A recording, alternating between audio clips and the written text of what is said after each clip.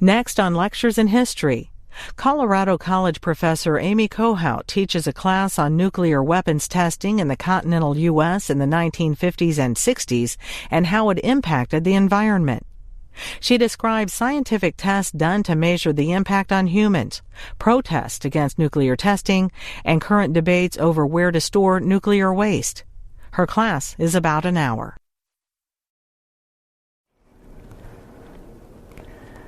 Good morning. I like that. Today we're going to continue our investigation of American environmental history through the lens of nuclear testing.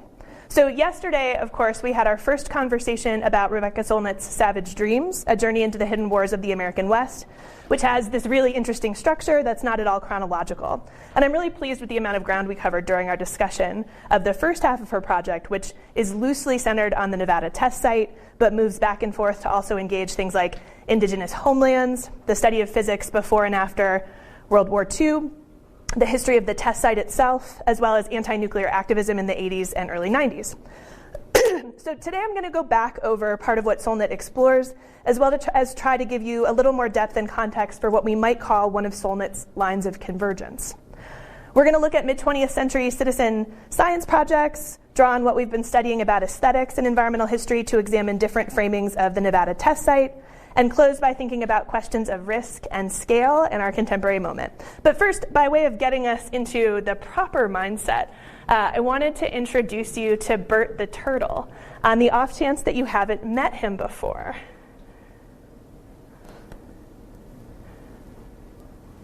Dum-dum, deedle-dum-dum, deedle-dum-dum, deedle-dum-dum.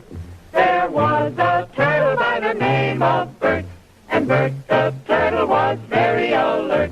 When danger threatened him, he never got hurt. He knew just what to do.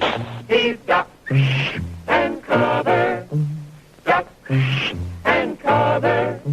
He did what we all must learn to do. You and you and you and you, duck and cover. Be sure and remember what Bert the Turtle just did, friends, because every one of us must remember to do the same thing. That's what this film is all about. Duck and cover. This is an official civil defense film produced in cooperation with the Federal Civil Defense Administration and in consultation with the Safety Commission of the National Education Association. Produced by Archer Productions, Incorporated. Hey, Bert, come on out and meet all these nice people, please. Oh, all right. We really can't blame you. You see, Bert is a very, very careful fellow. When there's danger, this is the way he keeps from being hurt. Sometimes it even saves his life. That's why these children are practicing. All right, so why were we chuckling? So corny. It's corny, okay. So Duck and Cover, right, which Bert stars in, right? It's a 1951 civil defense film shown to school children across the nation in the 50s. So let's jump right in. Why is Bert ducking and covering? Threat of nuclear war. Threat of nuclear war. Okay, yeah. It seems a pretty ineffectual strategy to me, but fair enough. You know, I'm on the outside. Maybe his shell is very sturdy. What year? So this is a 1951 film. Okay. Yeah. Any other observations about Bert? What he's doing? Where the danger is? It's pretty, I don't know, I feel like that's really sending a message to children, like with a cartoon like Turtle, something that they can relate to, they probably see in their lives as a toy or a stuffed animal or a pet. So yeah, Bert's friendly. Yeah, using his imagery to portray something a lot darker. It's really interesting. So we've got Clara sharing with us that this is about the threat, an external threat. Where is the threat coming from in the 1950s? Yeah, Evan. Yeah, well, I was just going to say the threat is a stick of dynamite and not an actual nuclear bomb, which is what's implied. Bert's threat is dynamite. The threat for children in this era? Nuclear war from the Soviet Union. Okay, so often when we think about the nuclear age, right, especially at the very beginning of it, we think about these external threats to the American people and to the American way of life. But that framing of threats from without doesn't have much to say about the domestic dangers or risks of American nuclear capability. So that's what we're going to focus on today. I'm going to offer you a couple of examples that center on concerns about American nuclear projects, and it's my hope that by looking at each of these cases in turn, we'll be able to think together about some of the larger questions that shape the ways Americans understood their relationships with their environments, their government, and with science during the Cold War. So the first case that I want to talk about today has to do with the tooth fairy. And more than 250,000 teeth that were sent by children to someone other than the tooth fairy in the late 50s and early 60s. So my story begins in 1958 when a Danish scientist wrote an article that suggested that there could be a way to study the radiation absorbed by the human body, which had been a bit of a puzzle. Bone samples had been one of the ways that scientists have been thinking about measuring the uptake of strontium-90, which is a radioactive isotope that behaves a lot like calcium. But bone samples are sort of hard to get, as you might imagine. And they're hard to get enough of for a comprehensive study. So this Danish scientist suggested that baby teeth, which, as I'm sure you experienced, fall out naturally at a certain age, and they could be a way to measure the uptake of strontium-90, right? And so the idea was that if you could gather enough baby teeth, you could get a very clear picture of the radiation that human bodies had been exposed to during the period that the teeth were anchored in children's mouths, right? So this seems pretty novel. So I want to pause for a second and just tell you where this story comes from. Two colleagues of mine from grad school, women named Caroline Jack and Stephanie Steinhardt, researched this story for an article that they published in a journal called The Appendix. Caroline's a postdoc with Data and Society in New York, and Stephanie teaches at Michigan State. And I think that it's sometimes easy to think that all these things we learn in history class are established fact or long agreed upon historical interpretation. So I just want to flag for you that this is pretty recent work. This piece came out in 2014, and it was done by junior scholars who published this stuff when they were in grad school, which I think is pretty exciting. Okay, so back to baby teeth. So this Danish scientist had suggested an interesting possibility for studying exposure to radiation using children's teeth. And during the 50s, we had scientists, academics, and public health officials starting to express some concern, especially because we see the frequency of nuclear testing increasing with tests in both the Pacific and the American West. So concerns had already been raised about the relationship between food and fallout. And as you can see, this is a sort of representation of the St. Louis milk shed. And the U.S. Public Health Service started a study in what they called 5 different milk sheds to look at the concentration of strontium-90 in milk. So remember, if it functions like calcium, right, we've all seen the milk commercials, milk is a good place to look to understand how this isotope is functioning. And when they looked, they were able to measure an increased presence of strontium-90 for the period that they were studying. But the good news, according to their initial study, was that even if a person drank milk with this increased amount of strontium-90 in it, they'd be well under what was understood to be the safety threshold for this isotope. So here's where it gets interesting. Despite these findings, some people were questioning the way that the government was conceptualizing risk, especially as it related to fallout and exposure to radiation. That their models for what counted as harmful or what counted as safe weren't accurate. So as we've covered, not a scientist, right? But let me attempt to explain this. So public health and other officials were operating under a nonlinear threshold model, which means that so long as you are exposed to less than wherever the threshold is, you're fine, whether it's way down here or you're right under the threshold. So long as your exposure doesn't reach that number, it's understood that everything is going to be fine for you. But others weren't so sure about that, and they wondered if a linear model, where sort of steadily increasing exposure mapped onto increasing health risks, made more sense. And these concerns about fallout and risk were motivating factors for a petition signed by over 9,000 scientists asking the government to stop atomic weapons testing. And 2 of the scientists were at WashU in St. Louis, and they helped write this petition, and then they formed a local group called the Greater St. Louis Citizens Committee for Nuclear Information, or CNI. And they focused on awareness raising, especially surrounding fallout and nuclear testing. And they also began something called the Baby Tooth Survey in 1958. So I know you can't read this, but this is like a founding document that sort of says the purpose. Why baby teeth? How is this going to work?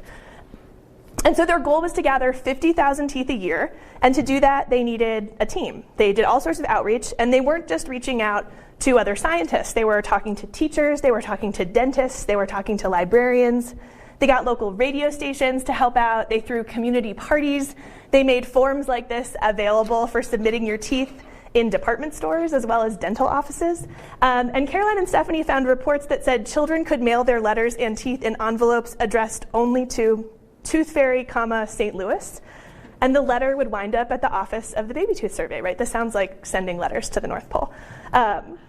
So maybe I should also mention that my dad is an orthodontist, so I grew up around a lot of teeth, and I find this story particularly fascinating. So I have a couple of examples from this project that Caroline and Stephanie worked on to show you. And why are we laughing? Dear Science, right? So some of the letters are addressed to the Tooth Fairy, but my favorite is a letter like this one that reads, Dear Science. And children who sent their teeth to this survey would get a button that said, I gave my tooth to science. Right, so it's not totally clear how much these children understood about what their teeth were helping science to determine, but I love this idea of sort of supplanting the image of the Tooth Fairy with the idea of some nebulous version of science, right? And so let me tell you a little bit about what happens with the teeth. Once the teeth arrive at CNI, the tooth went into a numbered envelope, and the form from the donor became its information card, right? Dentists evaluated each tooth. They made notes on it. You can see that there's some basic data about the tooth and its owner, right? But there are also some assessment here at the bottom from a dental professional. And then it was filed into a box by year, and sample lots of teeth were organized year by year and then sent to an isotope lab that I think was in New Jersey for study, and the results were compared with evaluations of things like cow milk, breast milk, and even analyses of teeth and bones from stillborn children. So what did the survey find out? So the first findings are shared in 1961, and the first thing that seems key to know about this is that the survey confirms that yes, teeth will work as a reliable measure for the uptake of strontium-90, right? This is why they're doing some of that comparative stuff to say, can we use this as a reasonable measurement? And the survey also produced findings that suggested that strontium-90 levels for children born in the early 50s in 1951 were lower than the levels for children born in 1954, right? So in order to study these teeth, you have to know the age of the child, so you can map this onto what kind of exposure they might have experienced based on things that we are aware of happening in other parts of the country, right? So even though these results are drawn only from teeth collected in St. Louis, American politicians paid attention. And apparently JFK was interested in this study and even called Dr. Louise Reese, who wrote the initial report, to talk about the results. JFK signs the Partial Nuclear Test Ban Treaty in 1963, not long after a series of congressional hearings on fallout at which testimony about the Baby Tooth Survey was presented. So this survey runs until 1970. I like this membership card a lot. The survey runs until 1970, and results demonstrate that the strontium-90 levels in children's teeth reached record highs in the mid-1960s. Some of the levels, just to give you a sense of the scope and scale here, were as much as 50 times higher than levels detected in the 1950s. All right, so why am I spending all this time talking to you about baby teeth, aside from the fact that I think teeth are really interesting? What does this have to do with the environmental history of nuclear America? Well, for starters, this story isn't the story we typically tell about nuclear fear. Often we're focused on external threats, on destruction coming from without, on the fallout we might be exposed to after an enemy attack, right? But this is an example where the danger is coming from inside the house, right? And here, this is one of my favorite points that Caroline and Stephanie make in their analysis of the Baby Tooth Survey, and it's that fallout is ordinary. It gets into children's bodies as parts of their daily lives. It isn't the result of exposure that comes from nuclear war. It's part of what it means to live in the modern world, right? It comes from just testing. And I wonder, maybe those of you in the front have a better angle on the image at the top of this sort of magazine coverage of the survey, but there's a figure here sort of bathed in light next to this sleeping child in a bed. And can anybody who's closer to the image sort of see what's going on here? Looks like a scientist, and it looks like he has a tooth and then he left money or like what used to be a button under the child's pillow, like a tooth fairy. So he looks like a scientist. Does he have some features that are not normally expected a scientist? He's got wings, right? So we've got not just the replacement of the tooth fairy by scientists, but we have this like combination image, right? That somehow the work that this scientist tooth fairy is doing, can replace that role in children's imaginations in St. Louis. I find this totally fascinating and also a little bit charming. So I want us to hold on to this idea of sort of followed as ordinary as testing itself, rather than the fear of sort of threats from without, being a really important factor for sort of understanding the relationship between bodies and landscapes and governments and science, right, in this period. And I want to sort of shift gears to a second case, right, and trace that radiation backwards from St. Louis, from the milk shed, from the baby tooth survey, to the site of nuclear testing within the Mountain West, right? The Nevada test site, where 928 tests are conducted during the period 1951 to 1992. So Rebecca Solnit, right, who you've been reading, tells us the history of the Nevada test site, a 1,350 square mile chunk of Nevada, part of the Nellis Air Force Range. But I thought it might be useful for us to review this briefly, since she sort of breaks it up across that first chapter of the book and then sort of returns to it regularly across that whole chunk of 200 pages you read over the weekend. So the land that becomes Nellis Air Force Range is removed from the public domain in 1941. The test site gets established in 1951, and we get the first nuclear test occurring there that January. In 2010, the Nevada test site is actually renamed the Nevada National Security Site, which has the acronym N2S2, which the government said more accurately reflected the site's current mission. And as we sort of think our way through sort of the evolution of the history of both atmospheric and underground testing, right, thinking about how that sort of mission changes, I think is going to be something we'll be paying attention to. So that's one story we could tell to sort of trace the provenance of the land that becomes the test site. But Solnit is all about looking at competing arguments and competing narratives and competing stories, right? So she also tells us, or offers us another framing, right? She tells us a different story. And it's one that goes back far earlier and looks at Nevada as New Segovia, the Western Shoshone name for their homeland, which maps onto the land of the Nevada test site. So I know that both of these images are abstract in different ways, but that big sort of yellow swath, right? This is Western Shoshone homeland, and can you see where the test site's located? Sort of right in the lower third on the Nevada side. Yeah? Okay, cool. Okay, so Solnit goes back to the Treaty of Guadalupe Hidalgo, which ends the Mexican-American War, and which honored sort of prior ownership, which you read about. The Treaty of Ruby Valley in 1863 is signed between the United States and the Western Shoshone, but the terms aren't honored. The Western Shoshone never sold their land, they were never conquered in battle, and many Western Shoshone people continued the work of resistance and survivance in the face of broken treaties and promises. A resistance that ends up involving many Western Shoshone activists in anti-nuclear efforts, as well as in legal battles over their land claims.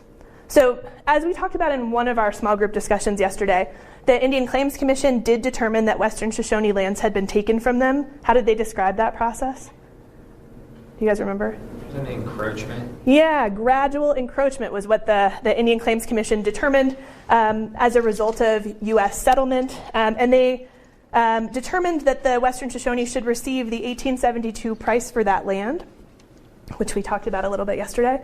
But some Western Shoshone people insisted that the land had never been sold and that they shouldn't be forced to take payment. This case and different sort of iterations of it are brought to the courts, and one of these cases goes to the Supreme Court, and the Western Shoshone lost. And I want to add that 10 years after Solnit wrote the book that we're reading, in 2004, President George W. Bush signed the Western Shoshone Land Claims Distribution Act, which was a bill that was designed to release the funds that had been held in trust to pay the nation for the land that had been taken. Again, that 1872 price sort of tracked forward for interest, right? So there's disagreement over taking the money. Some Western Shoshone people want to take it because it seemed unrealistic that they'd get the actual land back and the money could be useful. Others refused. And I want to highlight this because we've been looking at the intertwined history of American federal land and the dispossession of Native peoples. And I just want to make clear that this history is ongoing, right? 2004 is pretty recent. And that history doesn't stop there. So we've been talking a little bit about competing worldviews, about different ways of making meaning out of nature. And so now that we've looked at a couple of maps of the Nevada test site, I thought we could do some thinking about its landscape and build on the observations that Rebecca Solnit makes about how the desert is often characterized. So this is actually from a May 2017 sort of piece about some things happening at the test site, so a pretty current image. And I'm wondering, what sort of words does Solnit say have typically been used to describe the landscape of the test site? We started brainstorming a few of these yesterday, but maybe we can pick that up. Desolate. Desolate. Barren. Barren. Wasteland. Wasteland. Nothingness. Nothingness. Yeah, we had some conversations about this notion of nothingness, right? Any others? Parched, maybe? Scorched. Scorched. Yeah. What do you see when you look at this particular image? Do those descriptions seem to map onto this view of the test site? No, not really. You see plants like growing, and you see snow on the mountains. So it's definitely like thriving enough that things can live there. Totally. Any other observations about this image? Is that a lake on the right side? Or am I just... I have no idea, actually. A mirage, perhaps? I'm not sure. It's got a nice, lovely sign on it. It does have a sign. What does that sign say? Caution, no stopping zone, radioactive materials area. A stop is required, contact Blackjack immediately for instructions. Yep, so we're seeing sort of the layering of what we might imagine to be a natural landscape, right, with a particular kind of regulatory framework that I want to sort of think about here. So we've got Solnit suggesting that there are a couple of different ways that the desert has been constructed. This perspective of the desert as desolate, as empty, as a wasteland, whose perspective is that? Western settlers. Yeah. Sure, yep. Are there alternate framings maybe that map onto what Beck sees in this image that we've also sort of encountered? Who might have a different framing for thinking about this landscape? The Western Shoshone, right? So recognizing that constructing a landscape as either empty or filled with abundance, right, is in some ways a cultural framing. This is something we've been thinking about, sort of what you see shapes what you do. So I want to show you another image. This is an image of the north end of Yucca Flat. What do you see in this image? Craters. Lots of craters. Is that snow or nuclear fallout? I think neither. I think dust is perhaps, and maybe we're seeing the brightness of the light, but the question is instructive, right? So, Atomic Energy Commission documents describe this land as virtually uninhabited, right? We talked a little bit about that kind of framing. And an AEC official was quoted as calling it, quote, a good place to throw used razor blades. For real. So this raises lots of questions about the government's sense of its own obligation to the people who lived and continue to live in the Great Basin, right? So we've looked a little bit at the rhetorical framing of the test site itself, and I'd like to also think about the language of testing, right? This is something you all can help me with since you've read how Solnit approaches these questions, and I thought we would look at some images that sort of combine tests themselves with a view of the landscape. And from there, we're going to think a little bit about one strand of activism that connects to an earlier case we've considered that I think might have some resonances with the baby tooth survey. But before we look at some images of testing, I want to show you a visualization that a Japanese artist named Isao Hashimoto made that depicts all of the nuclear testing that occurred between 1945 and 1998. Did we have time to take a 14-minute break from Solnit to watch the whole thing last night? Cool. Okay, so I'm going to show you just a really small snippet. And I'm going to fast forward us here to roughly 1960-ish.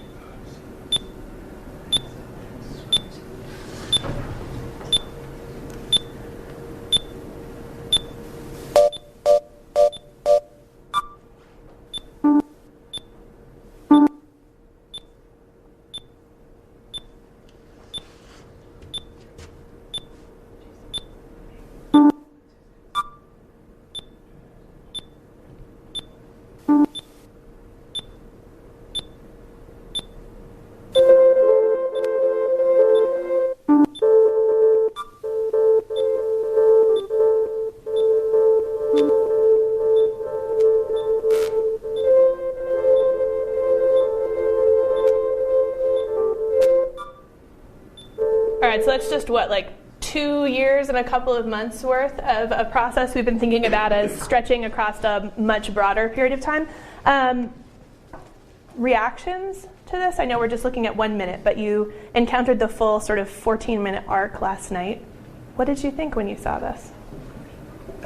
I thought it was pretty interesting how, like, as soon as one kind of started, then you would get the feedback on the other side of the world, and then it'd be kind of like a competition to see who can do more testing and progress further. Yeah, this is not happening in isolation. There's a conversation happening here. Yeah, Ben. I was also curious about, I think Great Britain had done nuclear testing in Nevada, and I was wondering what the deal was with that. Yeah, there are a couple of sort of outliers, right? And there are some really detailed lists of sort of the purposes for each series and then each detonation within a series, and some of them are sort of collaborative investigations. I can point you to more on that if you want to know. Yeah, Charlie. It sort of reminded me of that part where Solna was talking about rehearsing the end of the war and how sort of ridiculous it was that in preparation for nuclear fallout we were just bombing ourselves continuously. Yeah. Which seems a little ironic. Seeing it played out on a place, right, I think makes that point even more clear. And Charlie, you have anticipated my next question, so that's awesome. Other reactions or responses to this? Yeah, Noah and then Billy. Yeah, I think it's just interesting where it's happening. Yeah. They're kind of, for each respective country that's doing it, they're like, I don't know how to say it. It's like kind of lands where they don't necessarily care about the people as much. So for France, it was in the Sahara, so it was kind of outside part of their African empire, or what was their African empire. For the USSR, it was in, I think, Kazakhstan. So away from their center of the population, and then for us, it's in the middle of the desert in Nevada. Yeah, and where else is it for us? Yeah. The Pacific, right? So we're focusing mostly on Nevada, right? But thinking about sort of the politics and the power structures and sort of the imperial dynamics here that you're pointing to, right? This is not something that's happening in the center of the state, right? It's happening in a place that is deemed to be an acceptable test site. We have Solnit, when we're thinking about the MX missile project, right, talking about the acceptability of the Great Basin as a national sacrifice zone, right? So thinking about the politics of what gets to happen in what spaces seems really important here. Other observations or reactions to this film? Yeah, Mike. I thought it was interesting that there are, at least for the United States and for the USSR at this point, like more than one location where they're testing, and it kind of to Noah's point, like why there are like so many sites that we want to like get ready and like test all of these bombs, like hundreds and hundreds of bombs, and so like that is just interesting to me. Like why are there more than one test site, and what does that say about like the frequency of like the testing that's happening, and then why we have so many. Yeah, maybe it says something about like what the tests are for. Right. Right, and that's something I hope we'll think a little bit more about. Yeah, I thought the intimidation tactics were very plain and sort of how they were very responsorial detonations. But I actually was really taken with the idea of scale and how striking it was to have the bombs on Hiroshima and Nagasaki just put in this line of succession where all of a sudden all the little bleeps on the screen are just proliferating out of control. That was what really struck me, of thinking exactly how devastating each of those blasts was to the environment. Yeah, so this speaks to this broader question of narrative that we've been thinking about, right? If we think about bombs that are deployed in a military context in isolation, right, we have a particular narrative. But when we position those in a long arc of tests, right, that are functionally, right, Charlie used Solnit's phrasing of sort of rehearsing the end of the world, how does that change our understanding of what's going on here? And so can we talk a little bit more about that word test that is used here? I mean, Solnit has a particular reading or interpretation of like why she doesn't like that word, why she picks rehearsal, but I wonder if we can sort of work that out a little bit more. Yeah, Evan. Well, just a clarification on the video. Is it true? I think it shows there's only one test that happens before the bombs dropped in Japan, and then all the other tests occur after. Yeah. So that first test is when or where? New Mexico, right? That's the Trinity test, right? And yeah, so thinking again about that narrative and sort of what the story looks like depending on where we start it and stop it, it's really powerful. So what about this word test? Well, she said it was kind of wrong because it implies that it's sort of a scientific process with expected results. And that really we were just sort of throwing nuclear bombs at the ground, trying to not so much get results, but sort of show off what we could do and then sort of rehearse for the end of the world, so sort of see what sort of effects we could mitigate and what other things we could do to help ourselves avoid the fallout. Yeah, so this isn't just about seeing if they work, right? There are a lot of other questions that people have. And this idea of like rehearsing implies a kind of performance, right? Which a couple of you have sort of mentioned, right? That there are a lot of different sort of motivations perhaps that are tangled together in terms of what the impact, both sort of materially on the landscape, but also on the sort of global political scale, right? Yeah, Ben. It's just like Bert the Turtle. It's just like Bert the Turtle. How is it just like Bert the Turtle? Just having all the kids rehearse for ducking and covering when the bombs come inevitably in all the rest of the U.S. So a really different kind of rehearsal. Yeah. Yeah, that's a fascinating connection. Yeah, Sam. Yeah, I heard a quote where it says, "For rehearsal may lack an audience, but contains all the actions and actors." Is that really interesting? And that like just because people like the majority of people in the United States may not really be like aware of what's going on doesn't mean that there's not still like victims of that testing. Yeah, so thinking a little bit about the material impacts of this thing that maybe feels a little bit more like an idea until you sort of see it played out on a landscape. Yeah, I really appreciate that. This idea that a test is still what Solnit calls a full-scale explosion in the real world, and how to sort of make sense of that. So in terms of thinking about this as a rehearsal or as a performance, right, I do want to note that there are lots of times when people are invited to see these tests. And I'm going to get back to my slideshow here so I can show you. Oh, first, I want to show you, this is a modified sort of USGS map that just sort of shows where, more specifically mapped onto sort of the layout of the test site, these tests are happening, right in that Isao Hashimoto visualization, right? It's hard to see sort of where in Nevada. You just get a sense that it's Nevada. But I'm happy to put this up on our Canvas site if you want to look in more detail sort of at these clusters. But then I wanted to sort of show you that folks are invited to look, right? So sometimes these are other military officials, sometimes these are reporters, and you can certainly fall into an internet hole looking at all of the images of other people looking at tests. And in some ways, this sort of feeds nicely into this conversation we've been having over the course of our class about this notion of the sublime, right? We've been thinking with the sublime for a while now, and last week we sort of built on our sense of sort of sublime natural landscapes by thinking about this notion of the technological sublime, right? This is something that a historian of science and technology named David Nye has talked about.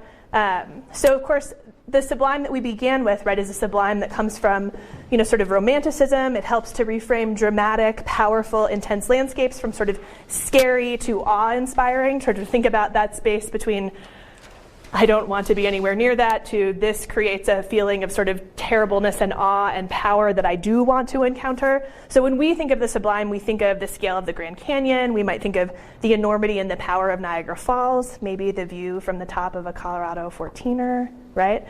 And we might not use that word sublime to describe that feeling as much anymore, but these cultural framings of sort of the literal awesomeness of nature are still with us. Right, and so last week when we were thinking a little bit about the early 20th century, we considered this notion of the sublime or the technological sublime in the context of the Hoover Dam, right? Thinking about these great feats of American engineering, this human-made structure that's worth marveling at. And this is an idea that folks have also applied to viewing a nuclear test, right? Which is something that a lot of people did as part of their work at the test site or at any of the locations in the Pacific where the U.S. conducted nuclear testing. And there are some really fascinating oral histories that have been taken from folks who viewed tests in both at both the test site and in the Pacific that have been sort of recorded both in video and audio and transcripts if you're interested to dig into those sort of firsthand accounts. But I thought we might look at a couple of images taken by government officials, right, which puts these in the public domain, from tests detonated at the Nevada test site.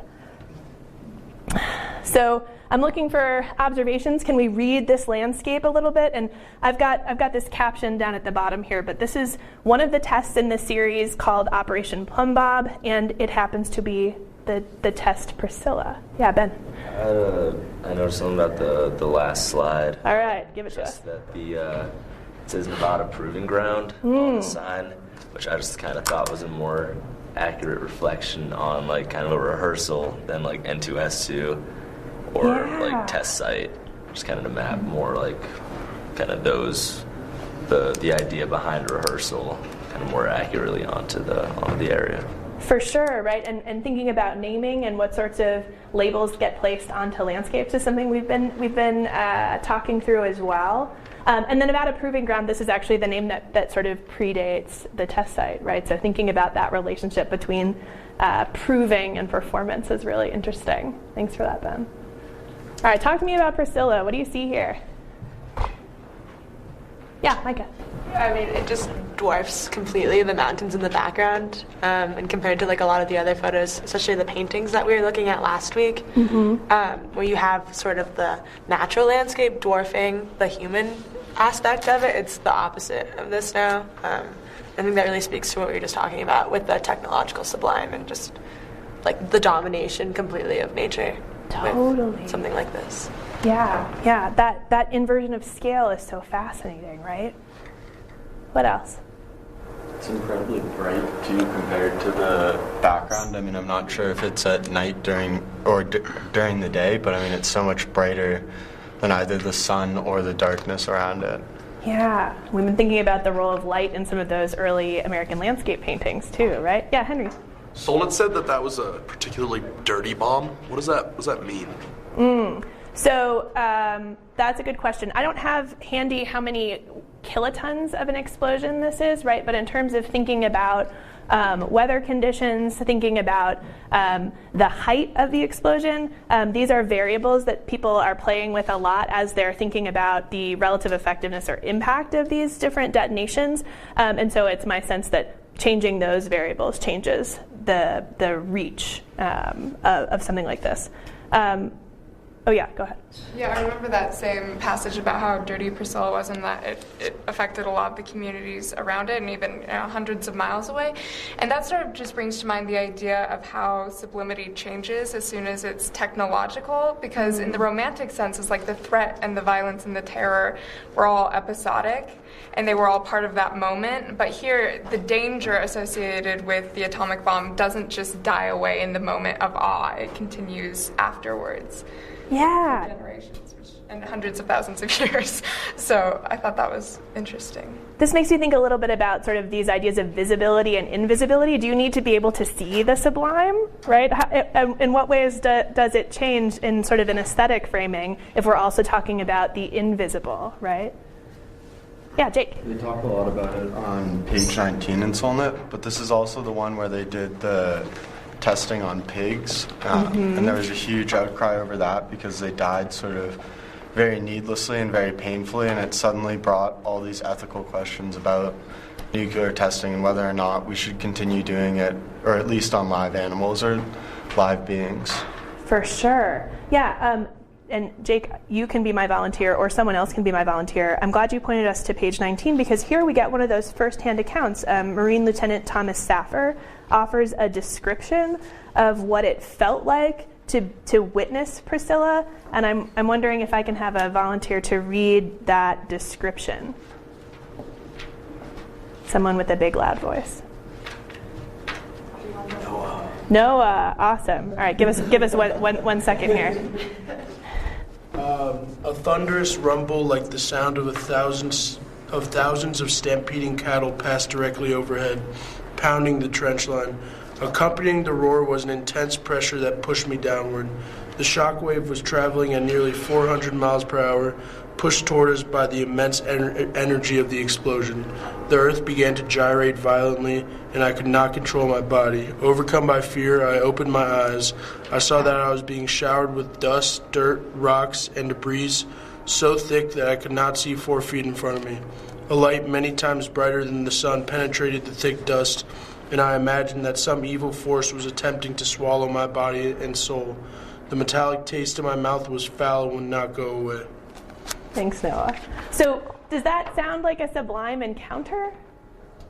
It's powerful, it's terrible, right? It's there's this sort of dynamic of scale we've been thinking about. And this is one of many sort of accounts of sort of the witnessing of something like this. I want to show you another example. So this is Priscilla. What do you see here? Looks like the ground is on fire. It does sort of look like that. I think it's not on fire, No, as I'm looking at, but it looks like that. It's so bright again. The lieutenant was talking about how much brighter the bomb was in the sun, and you can again sort of see that across the ground and even in the cloud a little bit. For sure. It's a spectator event, presumably with civilians. I see some women on the side. Yeah, sitting on benches, right? I'm just sort of leaning over here to look here. Yeah. There's a bunch of rows of benches, and they also seem dangerously close with no protection at all. And I know she kind of talked about how vast the landscape is compared to what it looks like, but it still seems like they should probably be farther back than they are. I totally have that sense looking at this image as well. It seems scary. What else do you notice? We talked about the women on the left. Who's on the right? Military personnel. Looks like army men. Yeah. So we've got an interesting sort of pairing or juxtaposition of this sort of spectator event, right? So Operation Sunbeam, this is significant for being the last atmospheric nuclear test series before testing moves underground as a result of that 1963 partial nuclear test ban treaty. And this has sort of come up a little bit in our conversation already, but why so much testing, right? There are a lot of people who see this process as necessary in this period, right, for science and also for politics, right, if we're thinking about a Cold War context. And I want to highlight that testing isn't just seeing if something works, right? When you think that's what testing's for, it just seems overwhelming to look at that visualization. There are a lot of scientists as well as military and government actors who want to know how things work and understand these bombs' specific impact on different kinds of materials and contexts. So there are a lot of scientific questions involved with testing that folks are trying to answer. And there are also those who see testing as an important signal of American power and capacity, right? This is that global frame for this process and the relationship between American and Soviet tests that you sort of see, sort of mirrored almost as a conversation, right? That's significant. So I have a couple of numbers here just to put some of this in context, right? So at the Nevada test site, we get 928 tests between 1951 and 1992 detonated in Nevada. And early on, there were people who are not on board with the American nuclear program, right? There are people, in addition to Western Shoshone activists, who are citing the Treaty of Ruby Valley in 1863 as evidence for repeated trespass and dispossession by representatives of the United States, right? So I want to offer one sort of small case of sort of repeat activist work in response to concerns about American and Soviet testing. This is an organization that Solnit mentions, but she doesn't necessarily dig into them quite as much. And they came up in one of our conversations yesterday, and the organization is called Women Strike for Peace. They're founded in 1961 in response to concerns about American and Soviet testing. They aren't the only anti-nuclear group out there, as you've read, right? But I'm highlighting them because they're an example of women getting involved in American political life that might be a useful connection to some of the things we've studied about the progressive era. So they're a small part of Solnit's larger story about anti-nuclear activism more broadly at the test site. So I want us to think a little bit about what might make this group particularly interesting to us, given some of the other examples of environmental work that we've been looking at. So Women Strike for Peace is an organization that's both traditional and radical, right? They're traditional in that they drew on ideas that connected women to nature, that positioned women as morally obligated to speak up about things that endangered themselves and endangered their children. Does this sound familiar? Sounds like the Audubon Society, where we were talking about birds on hats, right? And talking about sort of elite women in the late 19th and early 20th century who are using that rhetoric of traditional womanhood to do something about conservation efforts, right? To sort of say maybe we should get these bird bodies off of our hats. All right, so I'm glad that you made that connection. This is one of the things that seems to echo quite strongly for me. So we've got Women Strike for Peace sort of framed traditionally because of the way they're claiming that contamination is a women's issue, right? But also radical because of the ways that they're organized. So Solnit mentions that framing themselves as mothers, right, which they were, allowed them to articulate ideas that could be viewed as unpatriotic, coming from other people. And over the course of their sort of anti-nuclear activism and anti-war activism, they visited Moscow and North Vietnam, and they said that as mothers, they were focused on children, on victims, not on political or military enemies, and they picketed the White House in 1962. They protested at the test site in 1963, and they're often credited with helping to win the ratification of the Partial Nuclear Test Ban Treaty in 1963, right? So remember, this is the treaty that JFK signs, and it's a decision that seems to also have been influenced by the research from the Baby Tooth Survey, right? A citizen science project run by a lot of community members, including a lot of women in St. Louis. So perhaps this is another line of convergence. So what does this treaty do? It bans nuclear weapons tests and nuclear explosions in the atmosphere in outer space, which, as somebody was talking about yesterday, was proposed, right? The rocket, the Operation Orion test. So atmosphere, outer space, and also underwater. And one of the things the signatories agreed to as a goal was, quote, an end to the contamination of man's environment by radioactive substances. So this treaty pushes nuclear tests out of sight, but it doesn't stop them. They become harder to see because they move underground, and testing continues. And even underground testing doesn't stop concerns about things like fallout or exposure and radiation. And this is one of the things that visualization, sort of opens up in interesting ways because it doesn't necessarily differentiate between atmospheric and underground testing, right? So you see the same sort of image on the map reflecting the sort of size of the test, not where it occurs. So underground testing makes it seem like the potentially bad stuff is far away, but the process of detonation would generate a big cloud of gas and radiation, and sometimes the pressure from that would cause cracks in the Earth's surface. This is called venting, and there are plenty of examples of fallout from underground tests. So I'm going to show you an image from Bainbury, which is an underground nuclear test, right? And in some ways we see some very similar imagery to what we were sort of looking at on the aesthetic side with some of the atmospheric tests. So this one had been buried 900 feet under the ground, and this is, sort of what was visible from the surface. So I do want to note that the activism from groups like Women Strike for Peace that was focused on nuclear testing, it continued alongside other efforts. So Women Strike for Peace were also really active in protesting the war in Vietnam. And some of the biggest protests surrounding nuclear testing occurred in the late 80s and early 90s, and this is what Solnit spent a lot of time sort of showing us by her presence out at the test site, right? Big gatherings, teach-ins, marches, civil disobedience out in the desert near and at the Nevada test site. And these were organized primarily by two groups, which you've read a little bit about, American Peace Test and Nevada Desert Experience. Some of their protests brought 5,000 people out to the desert at a single time, including Congress people and celebrities like Martin Sheen. There were participants from veterans groups, native rights groups, peace activists, anarchists, scientists, international activists, and of course these are the protest summers that Solnit writes about in her book. And here's just a 1987 LA Times image of sort of the scale of one of these protests. So eventually we get the proposed Comprehensive Test Ban Treaty, right? It's officially opened for signature in 1996. It's not yet ratified, but the goal is to have a legally binding ban.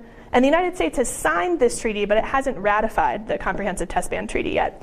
And some of you might have encountered a few people gathering signatures outside of Warner on Friday for a petition in support of U.S. ratification of this treaty. So I mention this only to highlight that this history, some of which is so easy to think about, is really far away from us, right? Especially when you see images of Bert the Turtle or watch clips of school children ducking and covering under their desks, right? Like this is actually still with us in a lot of important ways, and that might be a good way to transition to my sort of third story or case, which is the debate over what to do with nuclear waste from both military and civilian energy projects. Anybody know what that is? I mean, there is a small caption, so it helps. It's Yucca Mountain. Right, so Solnit, again, tells us just a little bit about this project, but there's some more recent history to add to her story, so I thought we might revisit it as a way to sort of extend these through lines about risk, about scale, and about American relationships with science, nature, and the state. So what's Yucca Mountain? Proposed site for all of the nuclear waste in the U.S. Yeah, it's a proposed site to become sort of the nation's high-level repository for spent nuclear waste. And there's a lot to this story, and I'm not at all going to do it justice, but sort of in broad strokes, right? Spent nuclear material needs a place to rest until it's no longer harmful. And the timeline for this process is a timeline that occurs in geologic rather than human time, right? I think this can be a really interesting way to continue these conversations about scale we've been having over the last few weeks. And sort of the story of this proposed facility at Yucca Mountain begins in 1987 with a bill that some people refer to as the Screw Nevada bill, which named Yucca Mountain as the desired site for storage.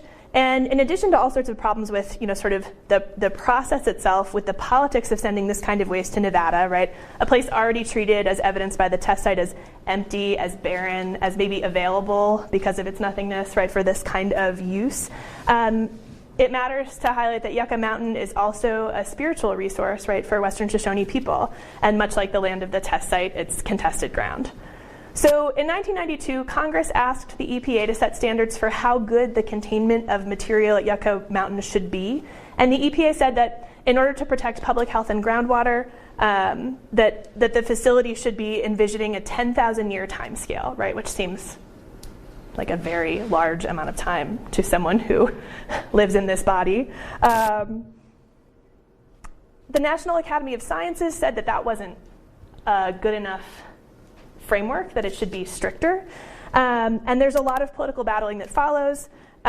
We see the federal government agreeing on Yucca Mountain, but folks representing Nevada appealing that decision. And this sort of spends a lot of time in the courts. And in 2004, the U.S. Court of Appeals dismisses all but one of the grounds for appeal of this sort of siting of a nuclear waste facility. But that single ground that it says is valid, it's that the 10,000-year standard wasn't good enough. So more studying produces a new standard, and that standard is 1 million years. And then we see new disagreements all but ending the project. So it's basically shut down by the Department of Energy in 2009 when it asked to withdraw its application for a license for the project, which had been being considered by another agency called the Nuclear Regulatory Commission.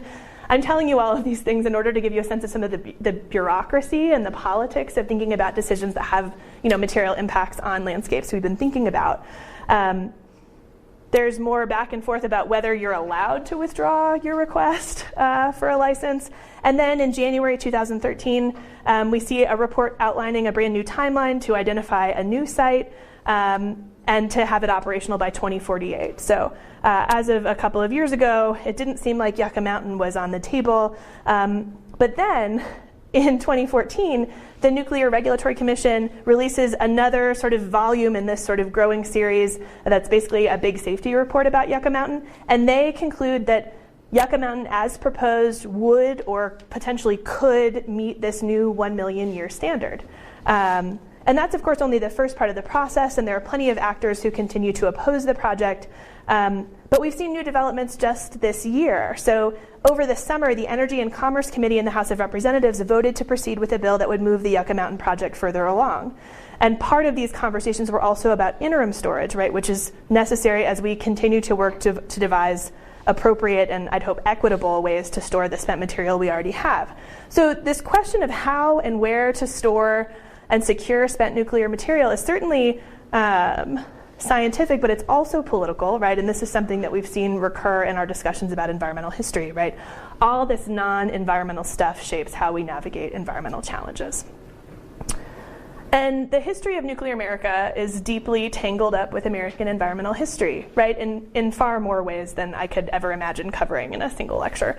So today we talked about the baby tooth survey, we talked about testing itself, and we talked about ideas concerning the containment of American nuclear waste, right, which are 3 examples all connected to a very particular place and landscape, right, the Nevada test site. In order to help us keep thinking about the significance of narrative framing for the kinds of stories we choose to tell about the past and the present. Focusing on baby teeth, right, instead of Bert the turtle to examine risk in a nuclear age foregrounds maybe a different set of actors or concerns. The same could be said of the history of the test site. If we center our story on the tests themselves, what do we see that we might not see if our only focus was on Cold War diplomacy and brinksmanship? And the evolving story of Yucca Mountain, which we talked about really only briefly, right, brings us back to this question of the scale of our stories, right? Is this a story about 30 years of politics, or about 10,000 years of containment, or 1,000,000 years of imagined risk or safety? All of these stories offer a window onto nuclear America, onto ideas about contested spaces and their uses, about risk and safety, and about the sometimes hard to see connections between people and the natural world.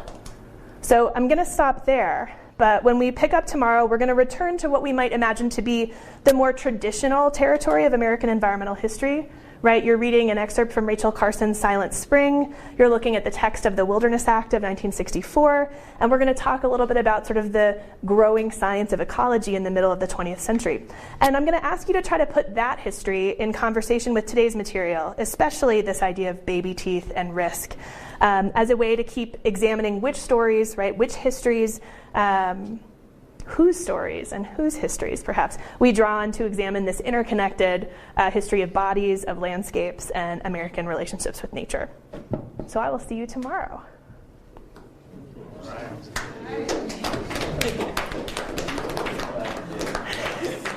Yeah, why do we not do this every day? I would like to be clapped for all the time.